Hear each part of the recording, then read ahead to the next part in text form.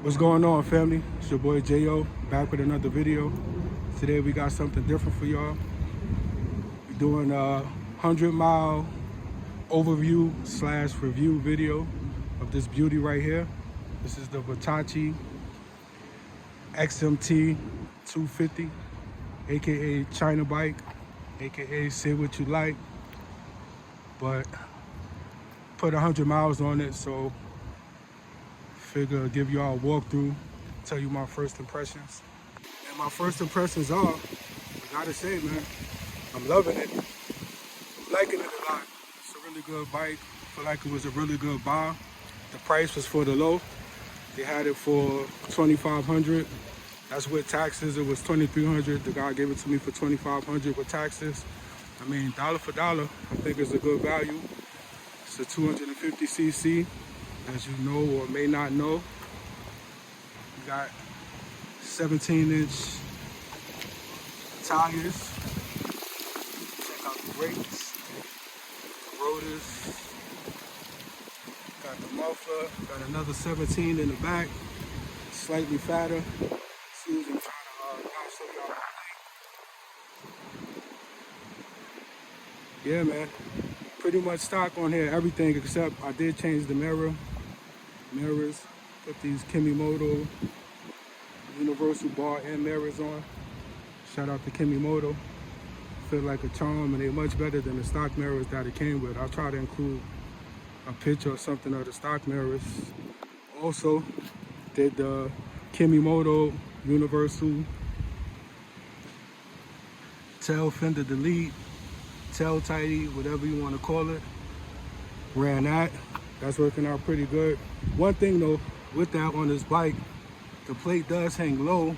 As you can see, the plate is kind of bent because it was straight when I put it on, but as you hit bumps, the bottom of the plate touches the tire and it got bent. But it happened to work out fine because if you live in New York, you know about those speed cameras and red light cameras and bus lane cameras. So, you know, if you know, you know. That's all I got to say about that.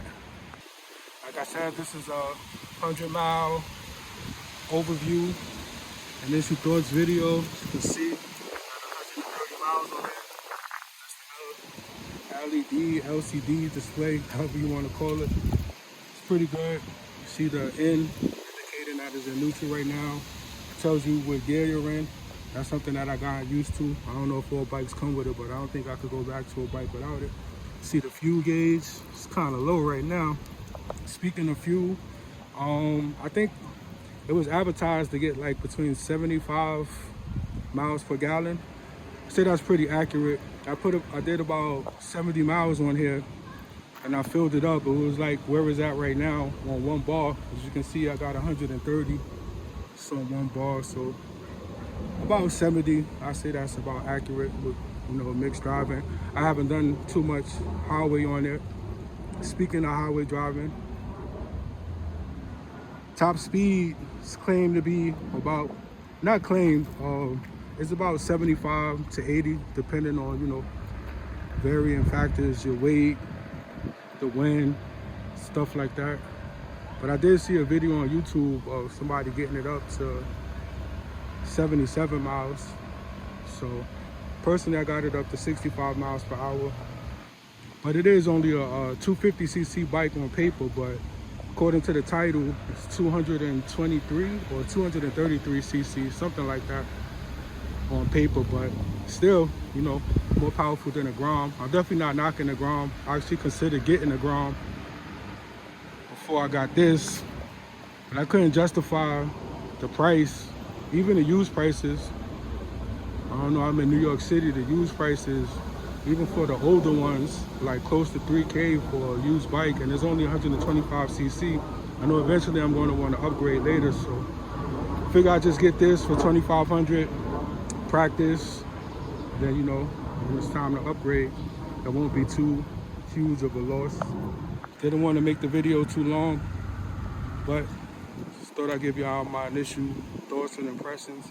So far, everything is a go. There's a couple things that I don't like about it. I think that the gears, especially first and second gears, are kind of short, especially first gear. You get to like 5,000 RPMs and the thing is screaming, and you know, you're ready to upshift. But besides, I'm in New York City, and with stop and go traffic, you might have to stop suddenly. So you find yourself constantly clicking through the gears. It gets kind of annoying. Definitely something with a little more power later on in first gear. And speaking of the shifter, here you go right here. That's another thing that's a little, I don't know. It feels like it's a long kick up from first to second. Sometimes I find myself in neutral, I'm revving, and I'm thinking I'm in second, ready to go, but actually I'm in neutral. It didn't make its way up into second gear. So you gotta make sure you give it a nice firm kick. Brakes are pretty good. I mean, you know, it's a China bike, it's a cheap bike, nothing special. What else? I don't know. I think that's, you know, pretty much it. Everything else is not bad. It's definitely acceptable for the price. I wasn't expecting miracles when I bought it, anything like that. Plan to do some more future videos on this bike. Like I said, this is just the initial impression video, overview. I'm gonna try to include some footage of me riding around on the thing. Let y'all see how it sounds. Matter of fact, let me just start it up for you right now. Let y'all hear what it sounds like. Got the kill switch right there. Let me see how can I do this. So I had to put the phone down to start it up for y'all, but this is what it sounds like. Nothing special.